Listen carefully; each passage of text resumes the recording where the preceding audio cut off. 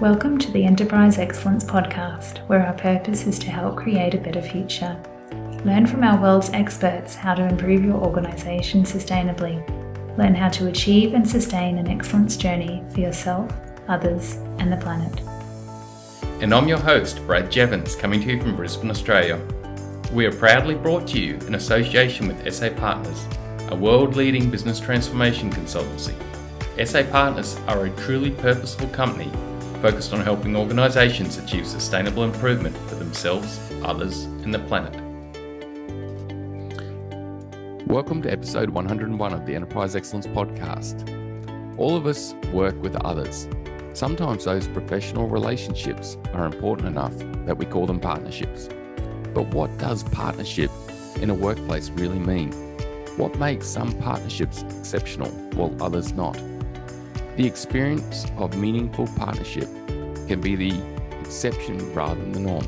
Both leaders and teams can become frustrated with each other, creating a two-way street of frustration that can lead to dissatisfaction, disagreement, despair, and sometimes even departure from the organisation. I am so pleased to have Dr. Franz and Dr. Seth Silver on the show with us today to discuss their new book, Meaningful Partnership at Work. We will discuss how to create and maintain a meaningful partnership that is an elevated state of connection, cohesion, coordination, and collaboration that makes all parties accountable for the health of the working relationship and the success of what they are doing together. Let's get into the episode. Seth and Tim, thank you so much for joining us today. Thanks for having us, Brad. Seth, what's your backstory? I want to get that from both of you, but what's led you on this journey to get to this place where you're writing books on meaningful partnership at work? Well, it starts with my time at Xerox. After I finished my master's at Cornell, I started with the Xerox Corporation here in upstate New York, and that was an 8-year period where I got to be an internal consultant, and that led me to do team building and experience the disconnect between managers and teams. Perhaps more about that backstory a little bit later, but as I left the company and started an independent consulting practice, I started working with all kinds of different managers, not just engineers, but people in finance and healthcare and higher ed and government, and realized that disconnect existed all over the place. And so as I tried to help managers and teams have a better relationship and coordinate better and support each other more, just came to realize that there's a lot of managers who are frustrated, as you alluded to. There's a lot of teams who are frustrated, and somehow they just didn't have the right language and the right tools to talk to each other and create these mutually supportive relationships. So that experience was in the head for a long time, and then COVID gave me and Tim the opportunity to write, which we hadn't had before. Yeah, I'm glad you did, and I guess it's as you talk, I can reflect on many instances I've experienced that myself, or even directly been in that position myself. Tim, what about you? What's your backstory and what led you down this path? Well, Seth and I like to joke that he is the consultant who professes and I'm the professor who consults. And it really has been a synergy, our relationship. We met, 2001 or so, when I had moved to Rochester to take this job at St. John Fisher. I started in consulting and then left to get my PhD and move into academia. And so this book with Seth is my third book, actually, and I've just had a fourth come out too. So I write about team development. My area is team development. Seth's area is leadership development, and it has always been a great relationship. We've worked together on teaching. We've worked together on consulting. We've worked together on academic research and on writing practical papers. And now this is our, I think, pinnacle, our culminating achievement here, this book together, which, as Seth said, and I used this term before we were recording, this is one of what I jokingly refer to as one of the pandemifits that came out. The pandemic was so bad for so many reasons, but here is one of those benefits that Seth and I all of a sudden had time to write. And we've been talking about this for a long time, and it gave us the time to sit back and make sense of what we wanted to say, to find our voice, and to really create this concept of meaningful partnership. People talk all the time about partnership, what it means. I'm in a partnership, and I'm not talking the legal term, but this idea of really being trusting with the person, having empathy for them, having real deep respect, being aligned. These ideas of partnership are what people refer to, but they use it very loosely. And we not only talk about what it is, but how to get there. So it was a fun project for us to write about. That's neat. It's such a great backstory where you have this partnership between you both that, helps produce such meaningful work during I was going to add, pandemic. in glasses of wine drunk together, in hikes taken together, in bicycling together, we would, throw these ideas back and forth. And again, just the opportunity to sit down and do the writing didn't really happen until COVID. But with COVID, it was, there we go. We've got this gift of time. That's awesome. And that made it so much easier. So if you look at it, you had this gift of time with COVID and you chose to write meaningful partnership at work. Why that book? Why that topic? Well, I'll start with this one, Seth, and then I'll toss it to you, because this concept, and I want to start because it's actually Seth's concept. This whole idea came from Seth, and I'm going to give credit where credit is due here. Back in I don't know, probably 2008, we started talking together about an organization development intervention that Seth has created called the Workplace Covenant. And I talked about how Seth is a leadership development expert and I'm a team development expert. And this book is neither of those. It's about the space in between. It's how do we get leaders and teams on the same page, working together, singing from the same songbook, moving forward, on track, lots of different ways to say that. And what we realized is that the book, our first title, was Seth's process, the Workplace Covenant. And we realized pretty quickly, after we had written about 80% of the book, that the book wasn't about the Workplace Covenant. This process that Seth developed that I love, ongoing continuous improvement process, the Workplace Covenant, is a tool. It's just a method. And the goal, the outcome, the top of the triangle is really trying to get people to understand what others expect from them, and more important, what we as leaders owe them, are obligated to do for them. So Seth, you can talk more now and leap off that. But yes, this is Seth's idea here. Thank you, Tim.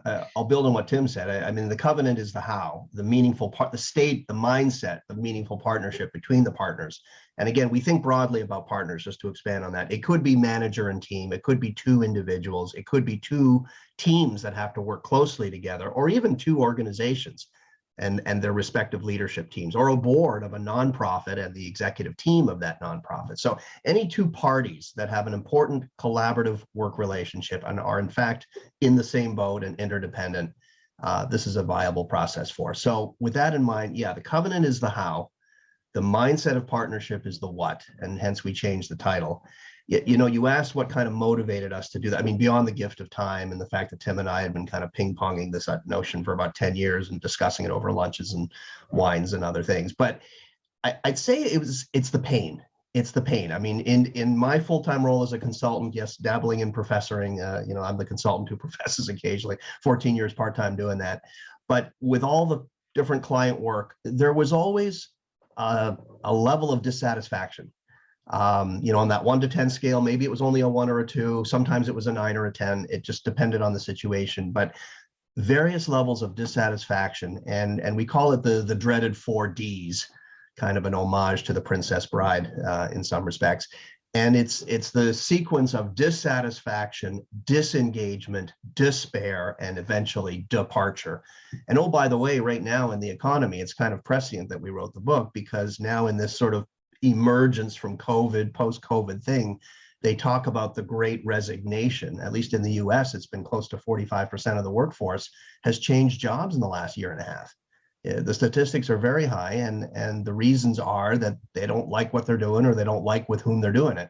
So, this 4Ds thing is, we feel that when people don't feel supported and they're dissatisfied with the relationship with their boss, the relationship with colleagues, the relationship with key partners, They go through this phase of dissatisfaction, and if it's not addressed, eventually over time they become disengaged, which means they're passively looking for something else. They're not bringing their whole selves to work. And eventually, if that doesn't change over time, months or whatever, then it becomes despair. They become somewhat depressed, thinking, my boss will never change, my teammates will never change, this company's culture will never change. I'm wasting my life. I got to get the hell out of here. And then departure. So it was in response to that pain. See it too often, and it kind of motivated me, at least, to put pen to paper, as it were. Such a pertinent time for the book, isn't it? Sorry, Tim. It's like Australia's going through the same thing, like and I'm sure most countries are, where people are moving like crazy, but there's a labor shortage. So it's huge amounts of organizational impact and people pain. Sorry, Tim. Right. No, that's okay. It's this organizational impact, depending on which survey you read, it's between 40 and 60% of people are leaving because they have a problem with their relationship with their direct supervisor, their boss, whether that boss is a VP or company president, or whether it's a first line team leader. All of these relationships are important and help people to stay. If so many of these leaders realized that they can end this, you use the phrase that we love, this two-way street of frustration. We have a process to do that, and that two-way street of frustration, and we give it away in the book. And the idea here is really to help people to see the value of working with somebody else in this meaningful partnership. I want to build on Tim's point there. A lot of the literature is focused on how employees have a bad relationship with their supervisor, and their supervisor doesn't provide support, ergo they leave. And something like 70% of voluntary terminations. But what we've discovered in the consulting work, and I've seen this up close, is the extent to which managers are pissed off with their teams. It's an underwritten about phenomenon, is that managers feel abandoned by their teams. The teams don't stay late. The managers are staying late, doing the work, getting things ready for the next day. The managers taking the heat with the upper levels. The managers having to fight fires. And the teams just aren't there in the trenches to the extent the manager wants. And so that abandonment of managers by their own team is also kind of addressed in what we're writing about. Seth, I love that point because, right from my early days in university, I was studying Japanese culture and Japanese work, and I don't know how it just sent me down this path. It's just a serendipity of what played out. But, in the best of the best, when you come into the Japanese culture, there's that element of respect, but it's innately respect both ways. It's not a one-way street of respect. It's employees respecting leaders and superiors and right the way up, and then leaders and respecting their employees. It's a two-way street. What do you think plays out? And I know this is not all Japanese companies, right? It's not across the board. It's in the best of the best that they've got that two-way street of respect. But what stops that two-way street of respect in most companies? Let's just say generally, anywhere in the world. Well, I think one of the biggest things, and it's where Seth started with this idea of, this process, this idea we talk about is really, at its heart, a way to get people to communicate better, to really not just have a discussion, not just push things off one another, but have an authentic dialogue to really understand what the other side means, to have empathy and respect and trust in that relationship.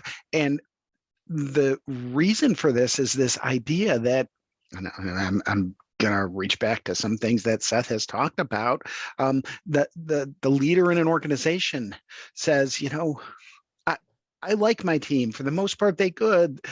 They do their job, but I wish they would respond to my emails. I wish they would stay a little later when we're really pressed. I wish they would stick with their commitments I wish. And that happens with the leader, and it also happens with the team. The team members are saying, well, yeah, generally I really like my team leader, but I wish they'd support me more and get me those resources I need on time. I wish they'd respond to emails when I need the information. I wish they'd put me in front of upper management so I can have developmental and stretch opportunities. I wish. And I think building that respect is trying to break down that communication barrier and find ways for people to talk about honestly their expectations of one another and their obligations, most importantly, their obligations to one another. And those expectations, taking those implicit expectations, making them explicit, taking what we need and turning them into obligations to one another creates that empathy, respect, and trust that so many leader-team relationships need. So I'm really hearing there, guys, it's about open, honest, vulnerable conversations in many regards, and then taking behavioral action off of that to show that respect. So you asked a question, and Tim's answer was great. I'd like to try it from a different angle a little bit. You asked what gets in the way of partnership, and you sort of briefly held up the Japanese model as often working well. And I can't comment. I haven't worked a lot with Japanese companies, but I will say that I think what gets in the way is short-term selfish focus. Short-term selfish focus, because if they had a long-term enlightened self-interest, they would realize the success of their partner is their own success. And there is something of that notion in our book. We don't really write about it explicitly. Maybe in a version 2, we'll have a few paragraphs on it. But there is this notion of enlightened self-interest. And so if I am focused with this mindset of meaningful partnership and trying to help my partner feel supported and be successful, A, that's a nice altruistic thing to do, but B, those sorts of behaviors will come back to me. There is a reciprocity here.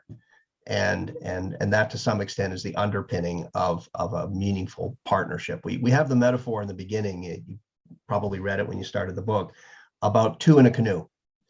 And the notion that partnership at its best can be thought of two people in a canoe. And if you've ever canoed and you know what you're doing and your partner in the canoe doesn't, you know that the canoe kind of goes in circles or it goes zigzag, and it's a very frustrating experience. I've canoed with my wife, and it's a very frustrating experience because I grew up canoeing, and she's like been in a canoe 3 times. And so the notion is that you paddle at the same time, and you literally are breathing at the same time, and you're using the same force. And one's on the one side and one's on the other, and one of you decides to steer. It's usually the person in the back of the canoe that's doing more of the steering. And that alignment, that mutual interdependence and mutual accountability for the success of where it's going, that's kind of a metaphor that we really value. So that's my take on your question. Can I pose a question, guys, here? And this may go off topic a little bit, right? Because while you're talking about short-term thinking, I was just thinking of Australian and American and many cultures where innately we are short-term thinking, very much today, tomorrow, maybe the year. And there's that Hofstede's model where he's done a lot of study on different global cultures, and I love it. But I hear you saying then, but to combat that, I'm hearing with the canoe, we've got to be very good at getting alignment and focus. So things like strategic alignment, even within an organization, and then down to teams. So we have a common goal. We've got a common purpose. We've got a common vision of where we're going. That sounds like that's very important also. Absolutely. And it's that, as Seth said, this analogy of two in a canoe, it's not trying to get two more strokes of the paddle forward. It's focusing on 2 miles down the lake. And that long-term vision, this idea of alignment. If you look down a railroad track, there's 2 tracks, but if you look down, they come together on the horizon way down there. And so there's long-term, to me, having a vision and a strategy is absolutely essential, and make sure everybody's on the same page. Make sure that they're heading in the same direction. Seth, anything else?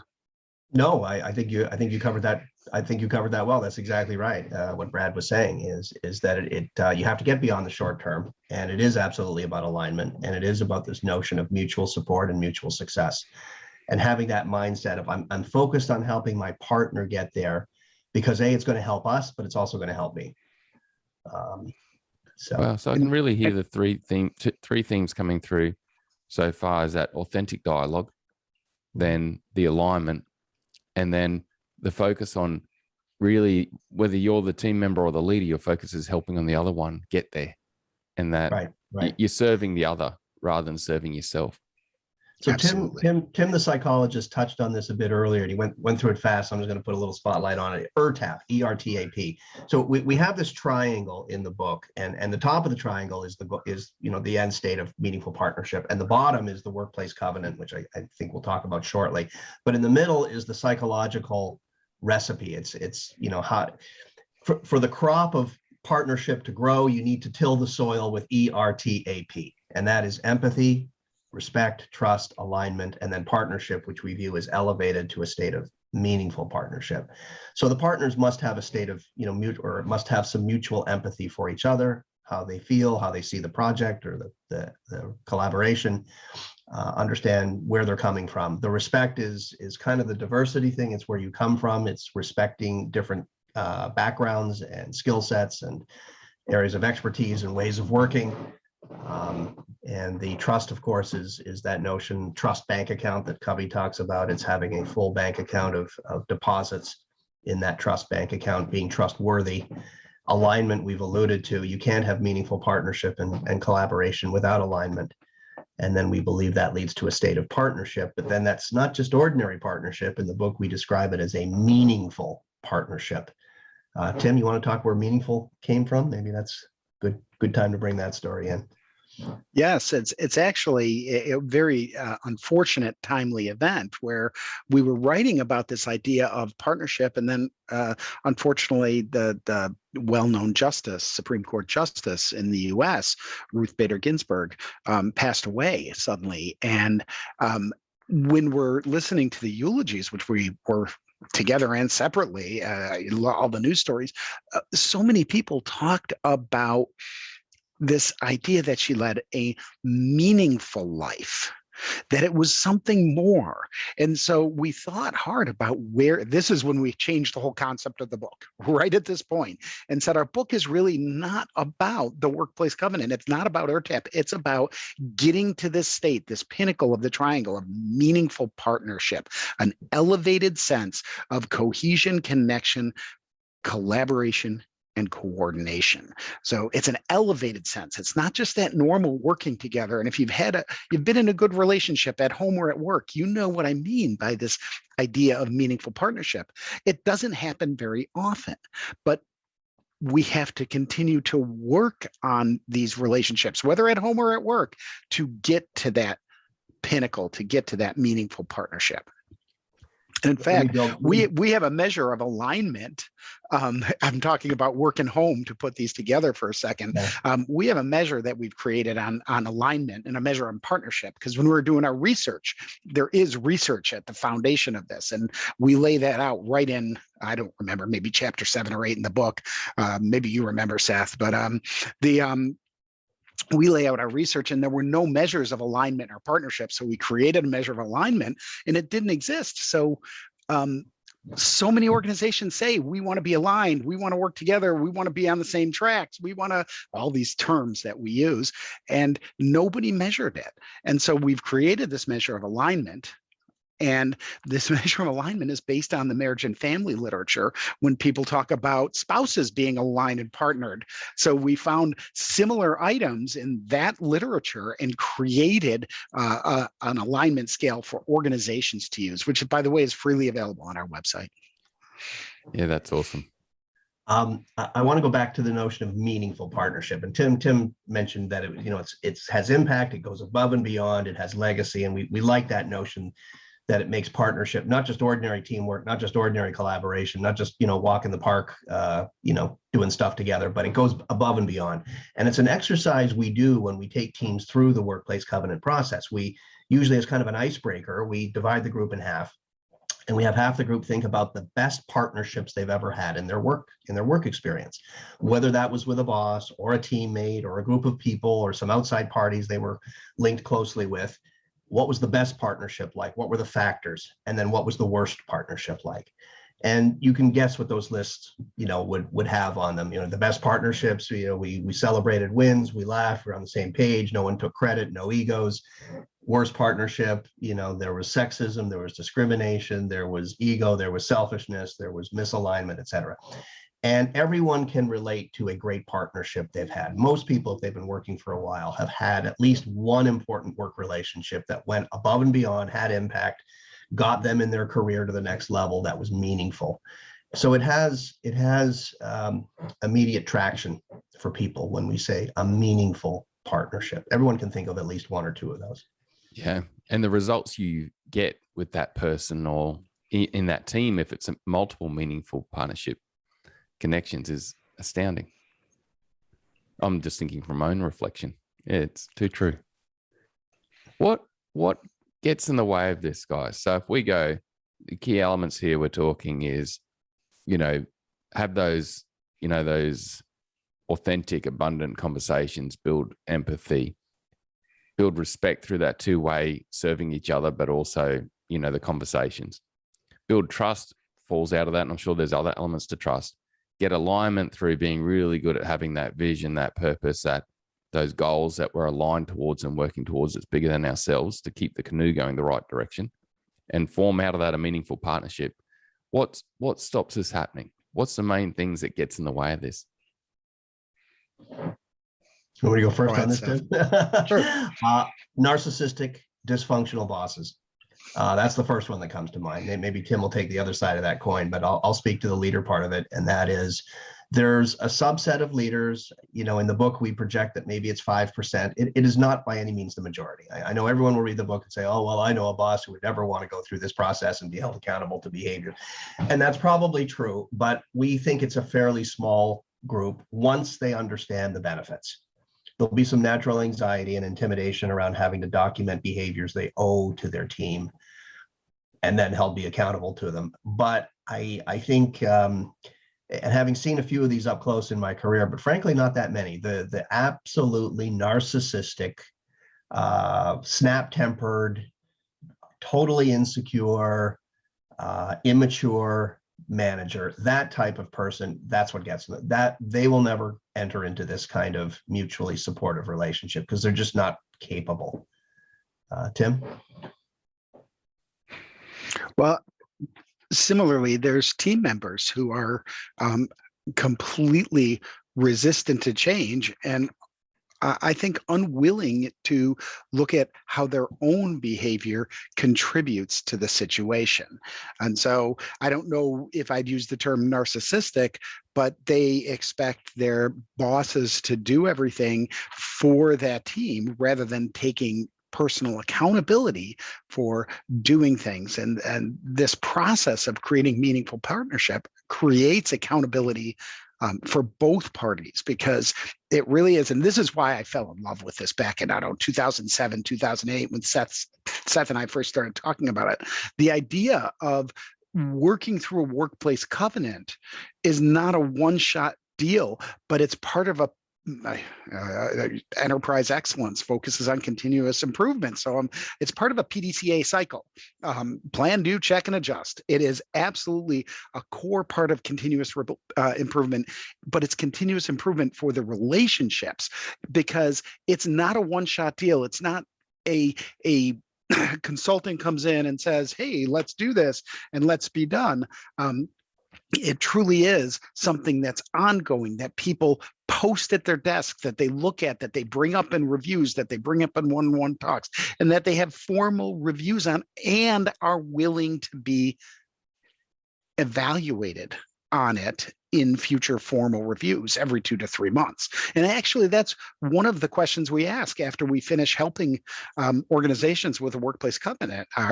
Do you agree with these items on the list? And are you willing to be evaluated by your team or by your leader in the future, or by your peers, depending on what it is? So it is absolutely a continuous improvement process. I love what you're saying, Tim, because a lot of the more recent guests I get on the podcast are focused on getting down to team charters, but starting to measure behaviors. They call them key behavioral indicators. So, and what you're both saying to me is that, okay, at a leadership level, what stops it is maybe a few leadership behaviors, and that can be driven by narcissism, or it could be driven by a lack of understanding or just learnt behavior from past. But then also what can break it from a frontline crew point of view is maybe 1 or 2 team members that have some behaviors that are dysfunctional, the way to combat that is by having a workplace covenant or a team charter or a team mandate or behavioral norm that we can measure, track, review, and run PDCA cycles on to help improve our culture. Yes, sir. So I want to just take a second on the word covenant. So for some people, it's an off-putting term because it has a religious connotation and a biblical one. We don't mean it like that. We mean it in the sense of a set of promises that have obligatory weight. We didn't like the word, and this was suggested to me once by a client, why not call it a workplace commitment? Or why not call it workplace promises or, a workplace contract? And we rejected those because certainly commitments and promises are broken all the time, like, as I like to joke, like twigs in the forest. I mean, you walk over them, break. They're broken all the time in families and organizations and by politicians. We were talking off camera about politicians. So that word didn't have enough weight.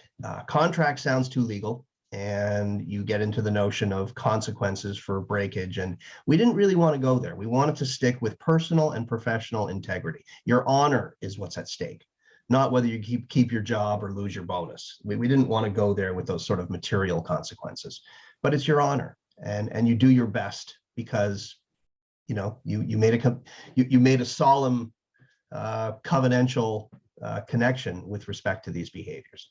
So that's why we chose the word covenant. Yeah, that's neat.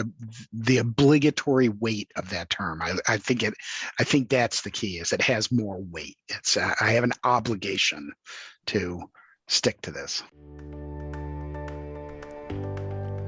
When I was first involved in deploying enterprise excellence, I gained so much from being able to connect with global experts like Chris Butterworth, Alex Teo, and Peter Hines. They shared their knowledge, but they also inspired me to keep moving forward and played a big part in what I'm doing now. We can now offer this same opportunity to many of our listeners. We are currently forming the Enterprise Excellence Community. This community is for people practically deploying an excellence journey within their enterprise. The community allows us to link directly with our world's experts each month to learn and grow for an hour. We already have Jeff Sutherland, Jeff Leica, Pascal Dennis, Laurent Simon, and Louis Trigger confirmed for the coming months. For the final hour of the gathering, we then link in small groups with our peers to help each other overcome challenges and continue to move forward towards our vision of excellence and goals within our organisation. To get involved or gain more information, reach out via our website, enterpriseexcellencepodcast.com/contact. We look forward to talking to you soon and working together with our world's experts and each other to create a better future.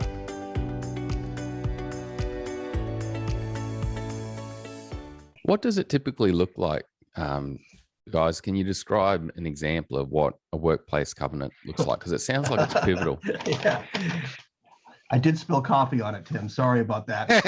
But this is my covenant to Tim that we created because we were doing consulting and we were publishing the book and knew that things like podcasts and consulting gigs would be coming. So we created our own covenant. In the book, there are some wonderful examples. And actually, I was in North Carolina and Florida last week working with teams and doing workplace covenant sessions. And in the materials we used, there's a single page covenant from she was an HR VP. She's now become the CEO of that large nonprofit. And it's a wonderful example. And it includes, from her perspective as the manager, coaching and advocacy and support and communication and encouraging professional development and being open to feedback and allowing participation in important decisions. So those were some of her obligations to her HR staff of 7 or 8 people. And, sorry, go ahead. You keep going. Yeah, and so in turn, they had an obligation to her as their team up to Jennifer, the manager, of fulfilling goals that were set collaboratively, of giving her that feedback, of ensuring they're professionally qualified and staying up to date and sharpening their skills, of cabinet solidarity, a term implying that they will adhere to decisions once they're made collectively and not undermine group decisions. If the group makes a decision on something, they're not going to go badmouth it. So these were some of the obligations the team had back up to Jennifer. Yeah, that's neat. And for the listeners to the podcast, Seth and Tim, am I right that what you just showed me was a document where in that document there was a number of behaviors written down that we'd live by? So there was about 8 7 or 8 on that sheet, and then you'd sign to it and spilt coffee on the corner of it. But is that correct? Is that what I'm seeing? Is I'm seeing that really that you have both sat down and you've gone, right, to be a highly functional, have a meaningful partnership between Seth and Tim, these are the behaviors we need to exude, and this is the covenant we're going to live by. And then how do you bring that to life then? It's these behavioral and attitudinal obligations we have to one another.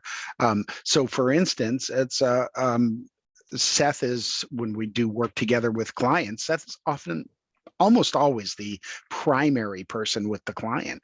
And one of my obligations to Seth is to make sure that I'm delivering something on time with enough time so that he can review it and get it to the client. And by the way, I will jokingly say, these obligations come from somewhere. They come from past history sometimes, and they come from our baggage and things we've not done and mistakes we've made. Yeah. So it doesn't mean it's all roses. We do actually I have to interrupt. I mean, my number one covenantal obligation to Tim is recognize Tim's many other obligations, in brackets, his university, his ski patrol, his family, his other books. And why did that come about? Because, and sometimes I've called him up when he's actually on a ski mountain providing first aid to somebody, or I've, asked him for a calendar check and he's teaching a class at the university or something. So, right, we've come up with these obligations based on experience. Yeah. That is cool. And the key here is the review. And this, again, is why I fell in love with this process, is that you have to be willing to talk about these things and take feedback and act on the feedback, informally and formally. And this is the beauty. This is the strength, is that Seth and I, we use this as an example. Seth and I have held our feet to the fire, actually, on some of these obligations we have, my obligation and his obligation to me. But in a team and leader, the best thing is these reviews every 2 to 3 months, where they actually sit down and go over line by line.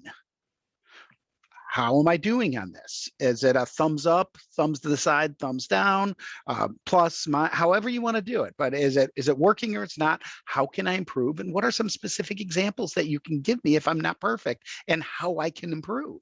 Because it's about improvement. Yeah, that's easy. That's so awesome. I thought about feedback, and again, when we write version 2, we'll include, Tim, a couple of pages on this, because we don't really get into it in detail, but in talking about the book, this has become very prominent, is the notion of taking the feedback exchange in the same spirit as if you were getting coaching on something of sport. I don't know, Brad, if you play tennis or if you play golf, or, I'm a hockey guy, I play road hockey and stuff. So, I mean, if you can imagine back to the days in school, maybe, where you were on a sports team and your coach would say, hey, Brad, when you're kicking the soccer ball, turn your foot a little bit more on an angle. And you never got defensive about that. You would say, what, you're offending me? I don't do that already now. Of course I do. You wouldn't shut down that feedback. You would say, oh, thanks, coach, because it would make you a better player and your team would stand a better chance of winning. And it's that sports mindset around feedback that if I could wave my magic Harry Potter wand, would be involved with every covenant review, because, and rather than being defensive and rather than responding to feedback emotionally or rejecting it out of hand, looking at it in the same way as if it was a sports bit of coaching advice. And you would say, oh, thanks, coach. I mean, thank you for sharing that, because now I will perform better on the ice or on the field or, whatever. Yeah, that's neat. So it really sounds to me, again, that element of, engaging in these conversations with humility and humbleness. And then also, I guess, showing respect to each other for the feedback and thankfulness in some regards. I got to admit, guys, my family, we have a team charter with 4 pillars and 2 behaviors against each that we review every Sunday, and we give each other feedback and talk to each other about it. That's my daughter, my son, my wife, and I, and even my. Can you share one of the pillars? It's loving.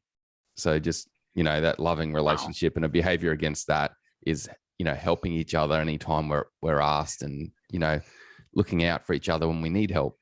And yeah, even my 3-year-old daughter really engages in it. I got to admit, we do put a score to it, or a 1 to 5 rating, which my daughter struggles with a little bit. Are you rating your wife on loving? We are. No, seriously. I'm not sure I want to go there. I got to admit, we do. We do. How long did you say you've been married, and how long?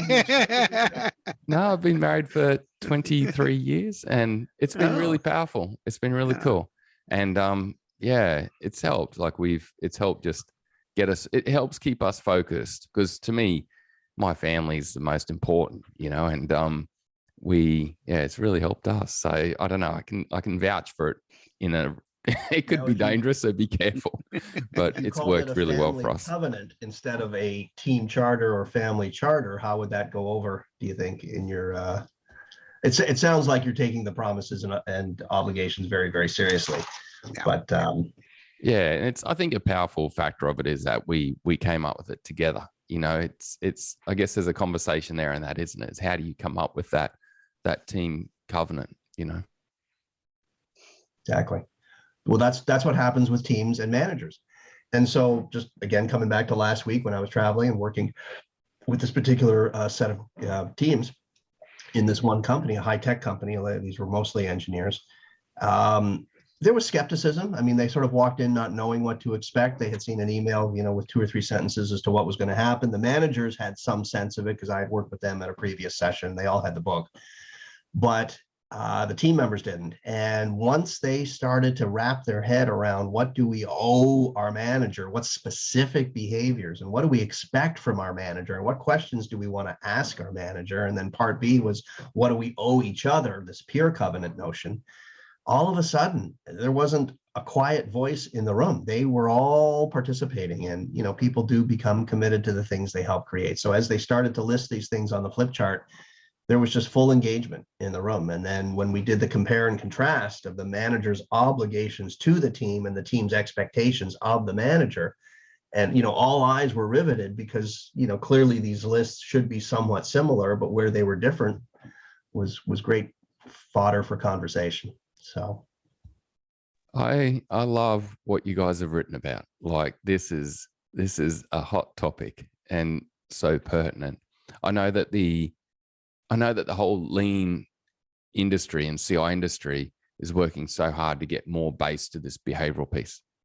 Like so many key players are trying to get away from tools and techniques and get to this behavioral place where how do we actually focus on the behavior and the purpose and the outcomes rather than focus on the systems, like 5S or, all this type of technique, all this side. And I think I guess too, I'd say from your academic background and all the work you've done with clients, you've brought together an amazing book that pulls together a way that organizations can get and actually lead and develop culture in a systematic way. There is a systematic approach to what you've done. So credit to you both.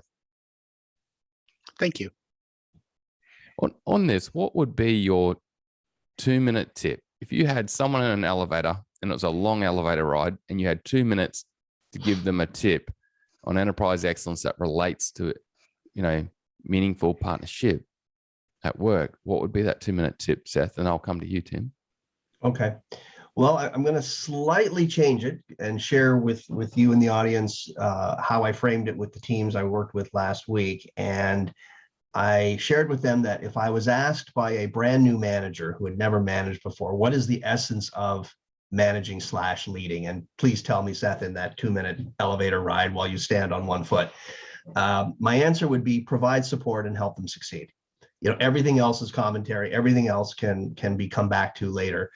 But think about from their perspective, what do they need to feel supported? Because I think in the workplace and in life generally, I mean, you've introduced the notion of family, and I would come back to my spouse or my kids or my brother or, my dad, etc. What do you need to do to help the other side feel supported? However they define support, not how do I define support, but how do they define support? There are some obvious things, and those should be concentric circles, but I guarantee you there's ways they feel support that you haven't thought of. So I would say help the other side feel supported, and then, help them succeed again in whatever focus that happens to be for them or your connection with them. I think those two things are really kind of the essence of it for a leader. I think that would help a leader be successful with his, her team, and with his, her boss, and with his, her clients and customers. Yeah, that's awesome. And Tim, over to yourself. Tim, what would be your 2-minute tip on enterprise excellence in relation to your area of expertise with meaningful partnership to help people achieve greater outcomes and move forward? Mine, I think, is very related to Seth. My area is industrial and organizational psychology, but all over time, I've really focused more and more on how do we develop people? How do we help people to improve? How do we help get them out of that static zone where they're afraid of change and get them to do better? Adam Grant had a great quote today about the goal in life. So I encourage you to go read Adam Grant's quote today, which is on my Instagram page now, because it was fabulous about, all right, what we want out of life is really to improve and be happy. And the core job, whether leaders see this or not, the core job of anybody who's a leader is to develop their people. That is number one.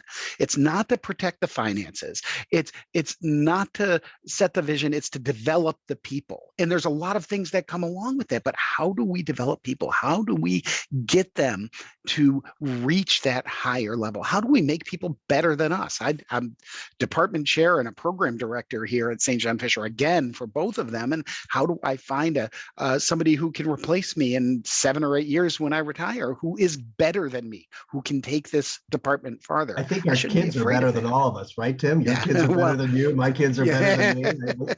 I think we have been developing people in our lives. Yeah. Well, no, and I said this. I just sent an email about this out about this to the dean and some other people that our students here, and I think I'm so done with the millennial generation bashing that the students today are way more focused and way better than I was at that age. I just have the benefit of being 57. So, Tim, I agree with you. Like, to me, millennial bashing is nuts. I haven't met, and I can reflect on a few generations, okay? But throughout the generations I reflect on, I've not met a more meaningful, purposeful, driven group of kids that are actually starting to think long term. I got to admit, when I got out of uni, it was all just about, okay, earn money and get a house. These kids, it's about, well, how do we help the planet? And how do we help that local society? And yes, I'm finding it a bit tough financially, and I'm living in a share home of 6 people, but, I don't really care about that. I'm focused on a bigger cause. Credit to them. Yeah, they're going to make change, positive change, and help people. So I agree. It's amazing. And they're finding that, I will say too, I think, through more sort of humanistic ideologies and less religious. I think the millennial generation today that I've seen is less tied to organized religion for the most part, but they've picked up the important values, the good values from organized religion, I think, and they're living their lives with some of those themes in mind, whether they got that from their parents or society or whatever. But I agree with you that they're looking at the big picture, the notion of saving the planet and helping people who are less fortunate. It's just in their DNA. And I think that is cause for optimism. Yeah. I was running a customer journey mapping event, to help this organization yesterday, and you could just see every millennial kept bringing it back to environment. They're a packaging company. So every millennial in the room just kept bringing it back to the bigger purpose, back to the bigger purpose, back to the bigger purpose. And it was impressive. They did it in a very good way too, to keep that focus. But there wasn't one of them who in that room that was not fired up about the bigger picture. Yeah. It's amazing, isn't it? Guys, well, like the final question I've always got for guests, and I'll start with you, Tim, is what's been a recent insight for you, a recent learning, something you didn't know before? A recent insight is, and I'm at heart a professor. I love teaching. A recent insight is I will never teach a hybrid class again. So I teach online, which I love and really has benefits. It's not the end all be all, but there's certainly benefits to online teaching, and there's certainly benefits to face-to-face, which I prefer by far. I think students get a lot more out of it. But I recently, this semester, taught a hybrid class, which was half face-to-face and half remote, and it was a nightmare. And so that's a recent insight. I just put it on my annual faculty evaluation today, as a matter of fact. So yeah, it's a nightmare. I've been there, Tim. Yeah. Hats off. What about you, Seth? What's been a recent insight for you that you didn't know before? Yeah, on a little bit more of a somber note. So my dad is going through elder care. Tim knows all about this. And, a year and a half ago, albeit he wasn't walking fast, but he was walking and was living in the house with his wife of 42 years. And at that time, age 86, 87, functioning quite independently. The last 8 months have been terrible with the stepmother. She died of cancer. So my dad's wife of 42 years died. And then he had several falls, and there's been major cognitive decline. I won't bore your audience with all the details, but it has impressed upon me, that cycle of life and mortality.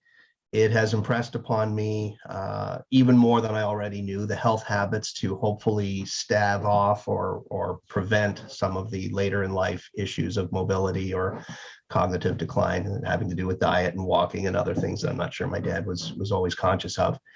And the extent to which it takes a village to help an older person, and the extent to which my brother and I have become meaningful partners, actually, in the effort to care for my dad. And in the professional people we've hired and in the nursing home that he is in. So it's been a chapter of my life I probably intellectually knew was coming, but didn't think much about and probably didn't want to think much about. But now that it's here, it's kind of, 6 inches in front of the face, so to speak. And so it's been a world of learning about the issues around elder care from the cognitive side and PT, the physiotherapy side, and what kinds of range from lousy to wonderful, retirement community / nursing home availabilities there are. So it's been eye-opening. In some ways, and I will say on a positive note, it's led to some really very cool, gratifying moments between my brother and me and my 2 step siblings. As we've come together to help Dad. It's put me in a sort of emotionally vulnerable place, which I will thank Tim for being so respectful of and inquiring about and supportive of. So, Tim and I, as obviously good friends, that's been a really valuable and much appreciated piece of this. So, you've asked me what insights I've had. That's it. You had tough insights from a tough time, tough phase of life. But it's interesting the elements you've seen that relate back to your work too. Tough. So, guys, moving forward, how can people get hold of the book? How can people reach out to you if they want to get in touch and learn more or get some help? So for me, to get the book is easy. Amazon is the best choice. I hate to say it, as it's it's a behemoth and it's easy to get to. So you can also get it, of course, from our publisher, Taylor and Francis. If you happen to be in Rochester, New York, there's a stack over my shoulder, and I will. If you're here, I will give you one. If you come in, especially from Australia, I will definitely give you a book. To reach me, I'm active on LinkedIn, Tim Franz Consulting, and I have a website, teambuildingprocess.com. So LinkedIn or teambuildingprocess.com. Thanks, Tim. What about you, Seth? I'm reachable on LinkedIn as well, Seth R. Silver, and I am also, I have a website, silverconsultinginc.com. Repeat, silverconsultinginc.com. And then those are probably the best ways to reach me. Yeah, well, Tim and Seth, thank you so much, guys. Thank you for writing such an amazing book. Thank you for the work you continue to do, and thanks for helping us create a better future. I really gained a lot of value myself from this episode, and I look forward to our listeners gaining a lot from it. Thank you so much. Thank you, Brad. Thank you, Brad. All the best. Yeah. There were 2 key takeaways for me from this episode. Firstly, develop and support your people. 2 people in a canoe. That image and description Seth and Tim described was amazing. Does your team have a common vision of where they're going and that common goal? Have they got the process and the rhythm to work together in that canoe to keep the canoe moving towards that goal, gradually step by step? The second key takeaway for me was develop a work covenant to improve behavioural and attitudinal obligations that we all have to one another in our organisation. Now, this is such a powerful approach that has been spoken about by a number of guests in relation to team charters and leading culture. Having that covenant where you define your values but look at key behaviours against those, just a few that you're going to measure, review, track, call each other out on constructively with respect, help each other grow and improve and achieve that covenant. What a great approach, what a great episode. Thank you so much again, Seth and Tim. Thanks for helping us create a better future. Bye for now.